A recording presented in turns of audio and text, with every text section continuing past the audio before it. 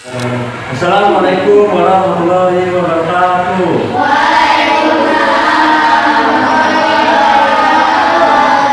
Selamat pagi anak-anak. Bagaimana kabarnya? Sehat?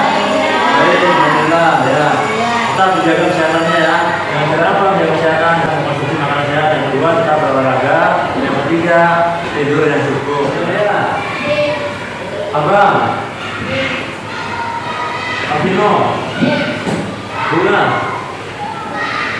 Fahri, Gian, Haikal, Irfan, Iban, Hairi, Laila, Bapak Isa, Rendra. Siapa yang mau bikin doa? Ya, ya. Iya, udah mulai.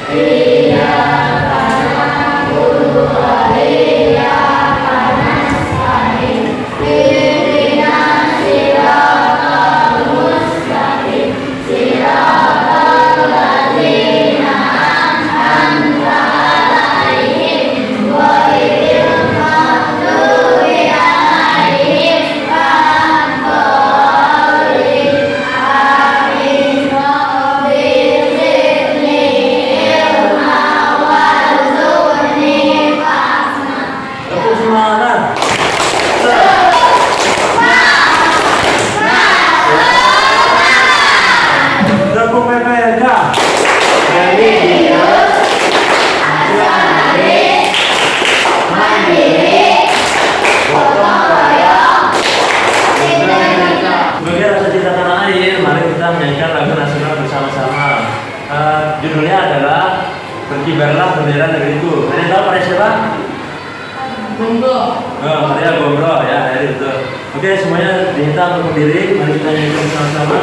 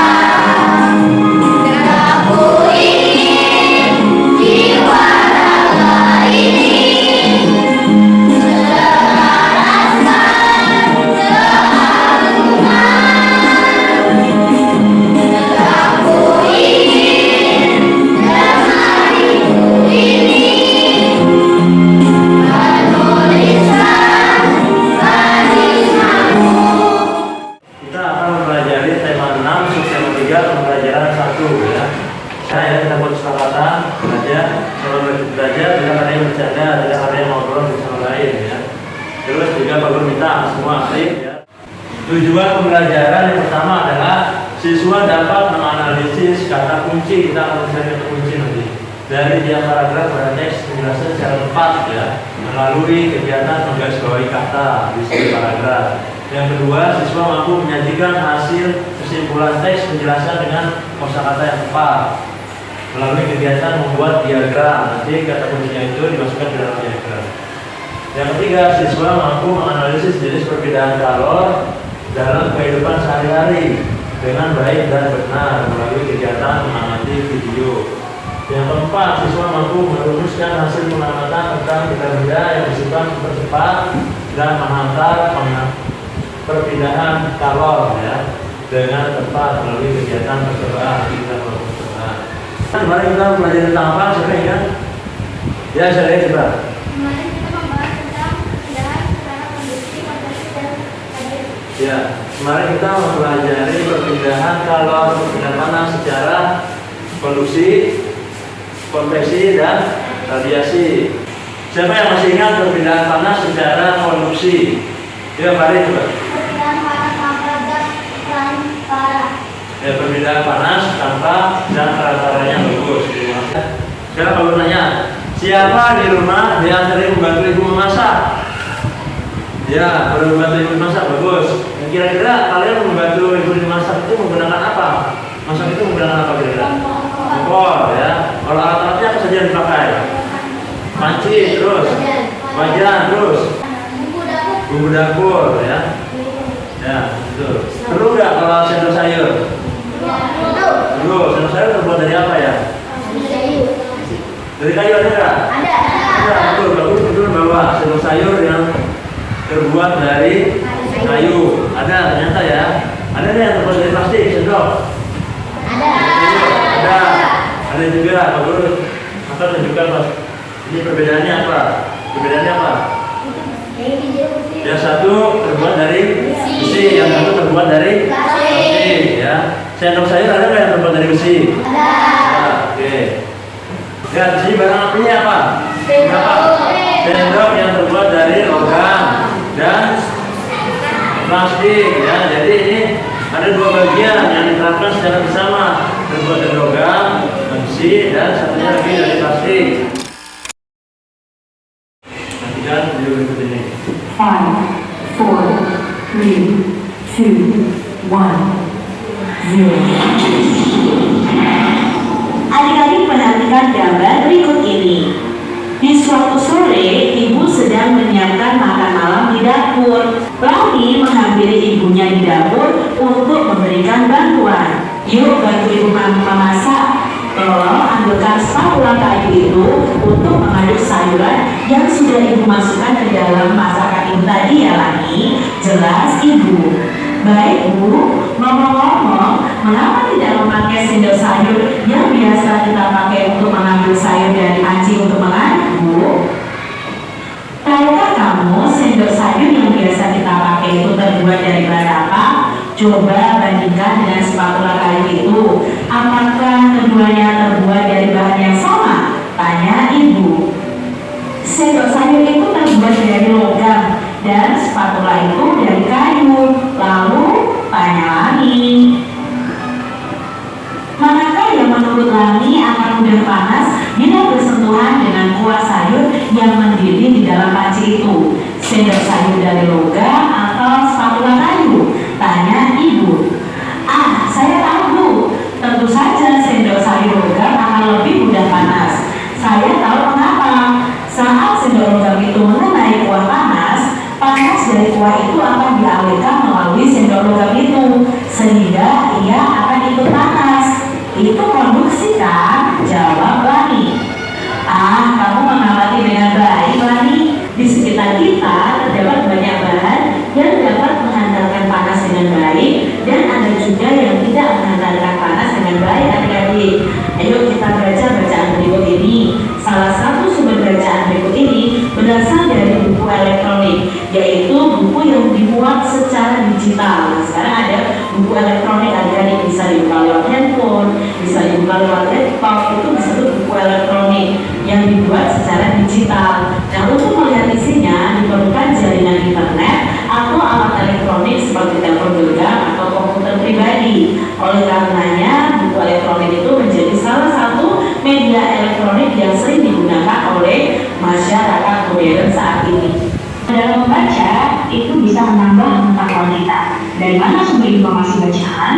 Nah, sumber-sumber informasi bacaan ini bisa dari buku, kemudian bisa dari koran, bisa juga dari buku elektronik, kemudian bisa juga dari majalah, dan bisa juga dari ensiklopedia. Jadi ini adalah sumber-sumber informasi bacaan yang dapat menambah pengetahuannya.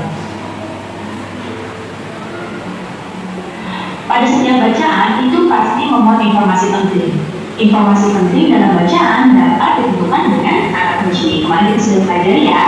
Kata kunci adalah kata penting yang terdapat di dalam sebuah bacaan dan dapat digunakan untuk menentukan pokok pikiran di setiap paragraf. Setelah kalian mengamati video tadi, coba aku tanya, kira-kira di sekitar kita bahan-bahan apa yang bisa menghantarkan panas? Bahan logam. Nah, logam itu ada apa saja sih logam? Terbuat dari apa saja logam? Besi. Terus apa lagi? Biasanya yang listrik itu pakai apa? Kawat juga termasuk itu penghantar panas ya. Di dalam itu kabel listriknya itu bahan apa sebenarnya? Tembaga ya, Reza. Bahan apa yang tidak dapat bisa menghantarkan panas? Kayu. Kertas. Batu. Kain. Oke. Membuat kelompoknya tidak bisa jauh-jauh ya, dengan teman yang mendaftar saja, sebangku semeja ya, semeja ini kita ke belakang. Oke, kita dulu belakang.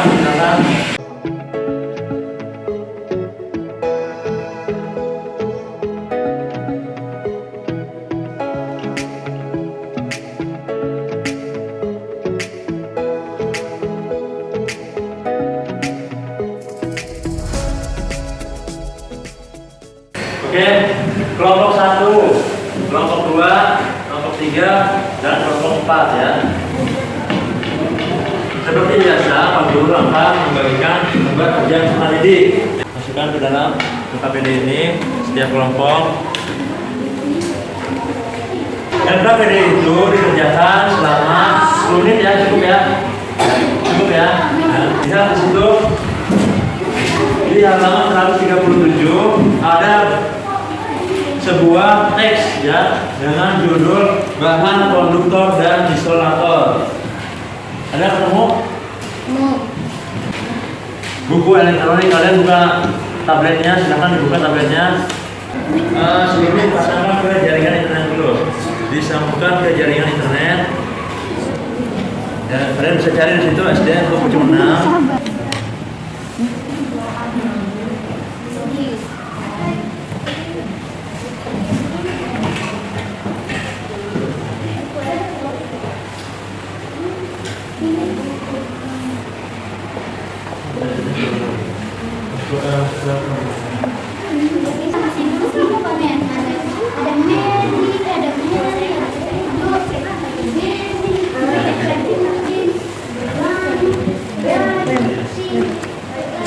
Halaman 137. Dan di situ ada teks bahan konduktor dan isolator. Di sini kan Ya, kalian cari kata kuncinya, nanti kalian tandai. Kita akan menggunakan kamus digital. Ya, kamus digital akan menggunakan tablet itu ya. Nah, di sini Pak Guru akan kasih tahu kamusnya. Pertama, menggunakan aplikasi yang sudah tertera pada tablet. Aplikasi KBBI ya, yang sudah kamu buka. Yang pertama. Yang kedua, di situ di Google KBBI Kemdikbud. KBBI Kemdikbud. Kalian bisa gunakan dua cara itu, silakan.